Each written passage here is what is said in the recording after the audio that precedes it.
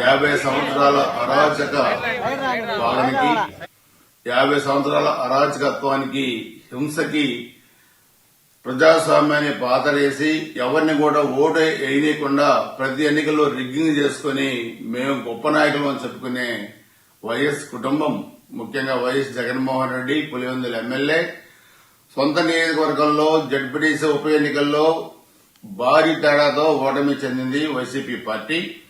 అదేవిధంగా ఒంటిమిట్టలో కూడా భారీ మెజార్టీతోనే గెలవబోతా ఉంది తెలుగుదేశం పార్టీ. ఈ రెండు చోట్ల భారీ విజయాన్ని తెలుగుదేశం పార్టీకి ప్రజలు ఇచ్చారంటే 50 సంవత్సరాల్లో మీరు ప్రజలను ఓటింగ్ రాకుండా ఎంత హింస పెట్టారో, ఎన్ని ఇబ్బందులు పెట్టారో, ఎన్ని అరాచకాలు చేశారో, ఎన్ని అకృత్యాలు చేశారో, ఎన్ని దాడులు చేశారో, ఎన్ని హత్యలు చేశారో, ఎన్ని మానభంగాలు చేశారో, ఎన్ని ఆస్తులు ధ్వంసం చేశారో, ప్రజాస్వామ్యానికి పాతరేశారో ఈ రోజు మనకు అర్థమవుతా ఉంది. అందుకే నిన్న జగన్మోహన్ రెడ్డి ఏడుపులు బెడవపులు పెట్టి జాతీయ రాజకీయాల్లో ఒక కీలకమైన భూమిక పోషిస్తున్న చంద్రబాబు నాయుడు గారిని వయసు పెట్టి మాట్లాడటం, అదేవిధంగా ఇష్టారాజ్య శాపనార్థాలు పెట్టడం అంటే ఓటమిని ముందుకు అంగీకరించడమే. మిస్టర్ జగన్మోహన్ రెడ్డి, మీ శాపనార్థాలు నిన్ననే ఆంధ్రప్రదేశ్ ప్రజానీకం మొత్తం దేశం మొత్తం కూడా అర్థం చేసుకుంది. ఒకసారి గుర్తుపెట్టుకో, ఎప్పుడు కూడా ప్రకృతి చాలా గొప్పది. ప్రకృతి నీకు 2024 ఎన్నికల్లోనే గుణపాఠం చెప్పింది. 151 నుంచి 11 స్థానానికి నేను దిగదార్చింది. ఈ ఉప ఎన్నికలు జడ్పీటీసీ ఉప ఎన్నికలు ప్రజాస్వామ్యానికి ఈ రోజు ఈ 2 స్థానాలు కూడా వైసీపీ సిట్టింగ్ స్థానాలు. గత 4 పర్యాయాలుగా వైసీపీ పార్టీ రిగ్గింగ్ చేసుకుని దాడులు చేసిన స్థానాలనే ఈ రోజు మేము గెలుచుకున్నామంటే ఇక్కడ మాకు పాస్ మార్కులు కాదు, డిస్టింక్షన్ మార్కులతో ఈ రాష్ట్రంలో ప్రజలు చంద్రబాబు నాయుడు గారి కూటమి ప్రభుత్వానికి ఈ రోజు ఆహ్వానం ఇచ్చారని తెలియజేసుకుంటున్నా. అలాగే ఒకటే చెప్తున్నా, జగన్మోహన్ రెడ్డి గారు ఇప్పుడు మీరు మారాలి. ఈ రోజు ఈ 2 స్థానాలు కూడా మరి 4 రోజుల నుంచి వైసీపీ డ్రామా మళ్ళా మొదలైంది. మీరు అందరూ చూశారు. మీరు ఈ రోజు ప్రజాస్వామ్యబద్ధంగా ఈ రోజు ఒక ధర్మానికి అధర్మానికి యుద్ధం జరిగింది. ఈ ధర్మమే ఎప్పుడైనా ధర్మమే గెలిచింది. మరి మొన్నటి రోజు మరి అవినాష్ రెడ్డి గారు ఏ విధంగా మాట్లాడారో, జగన్మోహన్ రెడ్డి గారు ఏ విధంగా మాట్లాడారో మనం అందరం చూసాం. మరి గత 40-50 ఏళ్లుగా నిన్నటి నుంచి బైకాట్ చేస్తున్నాం ఎలక్షన్లు అన్నారు. బైకాట్ మీరు చేయలేదు జగన్మోహన్ రెడ్డి గారు, ప్రజలు మిమ్మల్ని బైకాట్ చేశారన్న విషయం మీకు తెలియజేస్తున్నాం. రోజు ముందు రోజే స్వాతంత్ర దినోత్సవం ముందు రోజే పులివెందుల్లో స్వాతంత్రం వచ్చిందన్న విషయాన్ని మీకు అందరికీ తెలియజేస్తున్నాం. ప్రజలు ఒక పక్క కార్యకర్తలు, ఒక పక్క ఎన్డీఏ కూటమి కార్యకర్తలు అందరం కలిసి ఈ రోజు సమిష్టిగా ఈ రోజు కృషి చేశాం. ప్రతి ఇంటికి మీరెందుకు ధైర్యంగా మీరు ఓటేయండి, మేము ఉంటామని చెప్పి వాళ్లకు భరోసా ఇచ్చాం. ఆ భరోసాతో వాళ్ళు ఒక సంవత్సరంలో సూపర్ 6 పథకాలు కావచ్చు, రాష్ట్రంలో జరుగుతున్న అనేక సంక్షేమ పథకాలతో పాటు ఒక పక్క కడప రాష్ట్ర వ్యాప్తంగా అభివృద్ధి జరుగుతుంది. మరి కడపలో కూడా ముఖ్యమంత్రి గారు వచ్చినప్పుడు ప్రతిసారి వరాలు కల్పించడం, పులివెందులు కూడా మేము అభివృద్ధి చేశాం. ప్రజలకు కూడా అర్థమైపోయింది, జగన్మోహన్ రెడ్డి గారు అధికారం కోసం తన కుటుంబ సభ్యుల్ని హతమారుస్తారు. సొంత చెల్లి పరిస్థితి, తల్లి. నో ఎలక్షన్, క్రూయల్ డెమోక్రసీ నుండి రియల్ డెమోక్రసీ నడిచింది.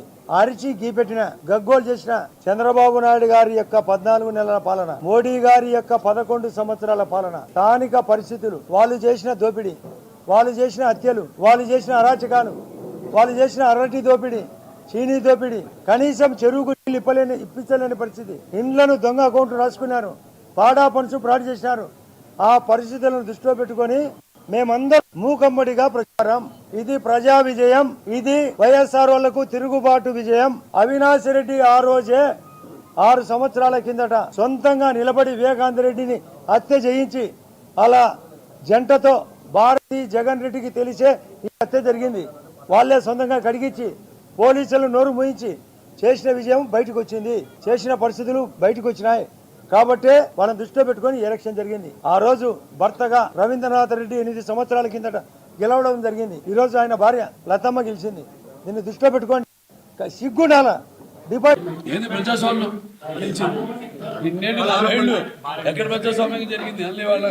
అంటే వైసీపీ ఆరోపిస్తుంది కదా సార్, ప్రజాస్వామ్య ఎన్నికలు జరగలేదంటారు. ప్రజాస్వామ్య పద్ధతిలో ఎన్నికలు జరగలేదు. జరిగింది ఎన్నిక జనవాడు కాళ్ళకి అలాగే మనం జరుపుకుంటాం స్వతంత్ర దినోత్సవం. అలాగే అక్కడ పులివెందుల్లో కూడా ఒక స్వాతంత్రం వచ్చింది అందరికి. ఊపిరి వాళ్ళ స్వేచ్ఛ వాయువులు పీల్చుకుంటారు. ధైర్యంగా ముందుకు వచ్చి ఈ రోజు ఓట్లు వేశారు. సార్ హిందూపురం 11 మంది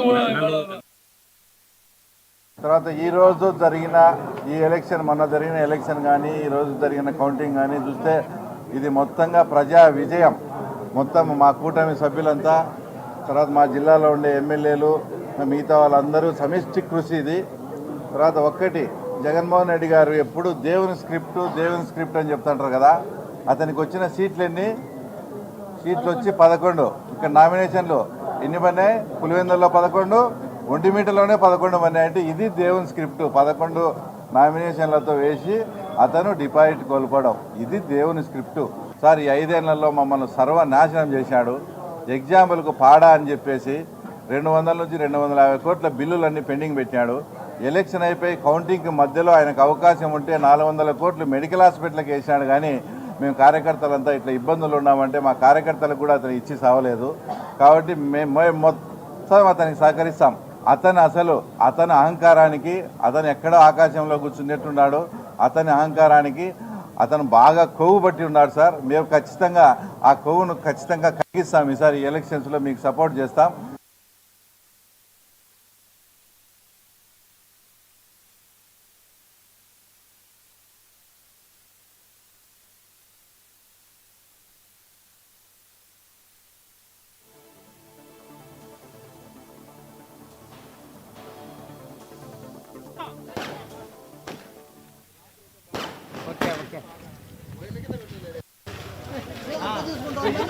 అంటారా గిట్రా అడ్డం వచ్చేస్తావు.